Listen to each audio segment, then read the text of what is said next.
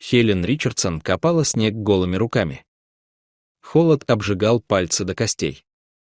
Когда ей наконец удалось извлечь Пушинку, кошка оказалась полностью замороженной.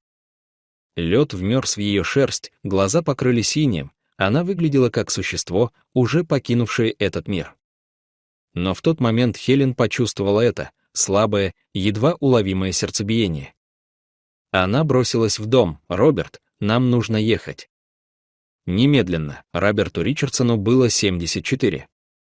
Сердце его сдавало, врачи запретили любые волнения. Но когда он увидел в руках жены заледеневшую кошку, он молча схватил пальто. Пушинка была не просто питомцем. Она была единственным, что заставляло его смеяться. Единственной причиной вставать по утрам. Роберт вспомнил их первую зиму вместе. Пушинка тогда была крошечным котенком, пушистым, своенравным, полным жизни. Однажды вечером они сидели на веранде, наблюдая за первым снегопадом, а она смешно хлопала лапками по падающим снежинкам. «Посмотри на себя», — смеялся он, глядя, как она прыгает и кружится, пытаясь поймать их. Маленький охотник. Она подняла на него свои яркие глаза, снежинки таяли на ее носике, и в тот миг он понял, эта кошка его. Теперь, 3 года спустя, та же самая кошка лежала безжизненным комочком в руках его жены. Дорога до ветеринарной клиники в Калиспеле заняла 15 минут. Роберт всю дорогу держал Пушинку, завернутую в одеяло, крепко прижимая к груди. Хелен вела молча, лишь изредка бросая взгляд на мужа. Его руки дрожали, не от холода, от страха. На полпути Роберт склонился к заледеневшему ушку. «Ты всегда была рядом», — прошептал он. «Каждый день». «Теперь моя очередь». Глаза Хелен наполнились слезами, но она продолжала вести машину. Когда они прибыли, доктор Маркус Уэбб взглянул на Пушинку, и его лицо окаменело. Он видел много случаев переохлаждения, обмороженные лапы, пострадавшие от холода уши, животных, извлеченных из сугробов. Но такого не видел никто. Пушинка превратилась в ледяную статую. Нормальная температура кошки — 38,3 градуса. Термометр клиники показал 32. Когда попытались измерить снова, прибор ничего не зафиксировал. Температура упала ниже предела измерений. По всем медицинским показателям она должна была быть мертва. Один из ассистентов вопросительно посмотрел на доктора. В воздухе повис немой вопрос: есть ли смысл бороться? Доктор Уэбб перевел взгляд в приемную. Там, сгорбившись в пластиковом кресле, сидел пожилой мужчина, его жена сжимала его руку, и оба, не отрываясь, смотрели на дверь операционной. Весь их мир был сосредоточен за этой дверью. И тут доктор заметил на металлическом столе под носом Пушинки едва заметное облачко пара. Она все еще дышала. «Согреваем», — коротко бросил он. «Всем, чем можем». 2 часа напряженной тишины. Теплые грелки, подогретые полотенца, фены, работающие в нескольких сантиметрах от обледеневшей шерсти. Сотрудники сменяли друг друга, пытаясь отогреть кошку, которая не подавала признаков жизни. В приемной Роберт и Хелен сидели молча, рука в руке. Хелен чувствовала его пульс, неровный, слишком частый. Она боялась за Пушинку. И не меньше боялась за него. Каждый раз, когда открывалась дверь, они замирали, вглядываясь в лица входящих. Каждый раз это были чужие, равнодушные новости. Прошел час. Термометр по-прежнему не фиксировал температуру.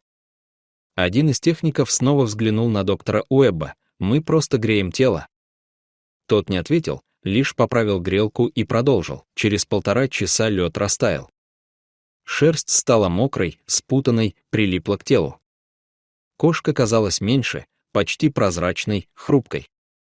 Тишина в операционной изменилась, в ней больше не было надежды, только молчаливое ожидание худшего. И вдруг раздался звук.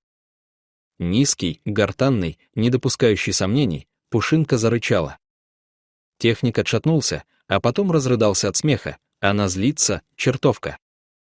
Доктор Уэбб улыбнулся впервые за этот долгий вечер. Это наша девочка. Если злится, значит, жива. Он сам вышел в приемную. Роберт поднял голову, лицо серое, глаза красные. «С ней все будет хорошо», — сказал доктор Уэбб. Она только что на нас зарычала. Роберт рассмеялся. Смех вышел слабым, влажным, но это был его первый смех за многие недели. Хелен сжала его руку и заплакала. В последующие часы температура Пушинки медленно поднималась. 34, затем 36, потом 37 градусов. Но Роберт и Хелен не смотрели на мониторы, они смотрели на нее. Когда ее лапа слегка дернулась, Хелен вцепилась в руку мужа. Когда открылись глаза, он выдохнул, и только тогда понял, что все это время почти не дышал. К полуночи состояние стабилизировалось. Утром ее выписали, и она вышла из клиники, словно кошмарная ночь была просто дурным сном. Однако вопрос оставался, как Пушинка оказалась в сугробе в 20 футах от дома. Она знала здесь каждый уголок, каждое укрытие. Врачи заметили царапины на задних лапах, возможно, нападение, возможно, падение. Точного ответа они так и не нашли. Что-то помешало ей добраться до убежища, когда температура начала стремительно падать. Клиника выложила в Facebook 2 фотографии. На первой Пушинка походила на ледяного призрака, лед в волосах, потухшие глаза, едва узнаваемые.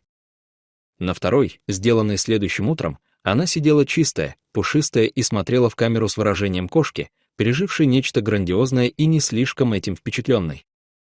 За 48 часов снимки разлетелись по сети, и их поделились 100 тысяч раз. Пушинка, трехлетняя дворовая кошка из Монтаны, стала живым символом полярного вихря 2019 года. Письма приходили со всего света. Одно запомнилось особенно. Женщина с 4-й стадией рака написала: «Если ваша кошка смогла выжить, может, и я смогу». Роберт перечитал сообщение дважды, закрыл ноутбук и посмотрел на Пушинку, дремавшую у него на коленях. «Ты знаменита», — прошептал он. И даже не подозреваешь об этом, но настоящее чудо было не в известности. Оно случилось позже. Пушинка перестала проситься на улицу. Для кошки, которая годами царапала двери, требуя свободы, это было невероятно. Теперь она дни напролет проводила на коленях у Роберта. Каждое утро и каждый вечер сопровождала его на кухню. Сидела с ним у окна, наблюдая за снегом. О здоровье Роберта. Оно стабилизировалось. Врачи не могли объяснить этого, показатели оставались прежними, сердце по-прежнему было слабым, но что-то изменилось. Он стал раньше вставать, чаще улыбаться. Перестал смотреть в пустоту. В первую ночь дома Пушинка никак не могла устроиться. Она бродила по спальне, жалобно мяукая. Когда Роберт лег, она забралась ему на грудь и уткнулась носом в шею. Хелен никогда не видела, чтобы она так делала, всегда независимая, даже отстраненная, теперь Пушинка буквально приклеилась к нему. Если он шел в ванную, ждала у двери. Если на кухню, следовала за ним на 3 шага позади. Хелен понимала, Пушинка побывала в темноте, замерзшая и уверенная, что никто не придет. Теперь она не рисковала. Однажды утром, спустя 3 недели после спасения, Роберт проснулся позже обычного. Хелен уже спустилась вниз. Он сел на край кровати, пытаясь вспомнить, принял ли вчера сердечные таблетки. Мысли путались, сознание было затуманенным. Именно так все и начинается, с забытых мелочей. Он не принял лекарства. Встал, чтобы пойти за ним в ванную, но прежде чем он сделал шаг, в дверях появилась Пушинка. Она направилась прямиком к тумбочке, где стоял пузырек с таблетками, и одним точным ударом лапы сбросила его на пол. Пузырек с грохотом покатился к ногам Роберта. Он смотрел то на лекарство, то на кошку. Пушинка сидела, обвив хвост лапой, и глядела на него яркими глазами, словно говорила: «Ну и кто тут главный? Думаешь, командуешь?» Пробормотал Роберт, но не сдержал улыбки. Поднял пузырек, принял таблетку, и Пушинка, удовлетворенная, последовала за ним вниз. Хелен все видела. Ничего не сказала, но заметила. Кошка, едва не погибшая от холода, теперь спасала жизнь Роберту. На Пасху дом Ричардсонов впервые за долгое время не казался пустым. Дети приехали, внуки возились на полу. Роберт сидел у камина, Пушинка на коленях, и смотрел на эту суету. Письма от незнакомцев продолжали приходить месяцами. Роберт никогда не отвечал, не было нужды.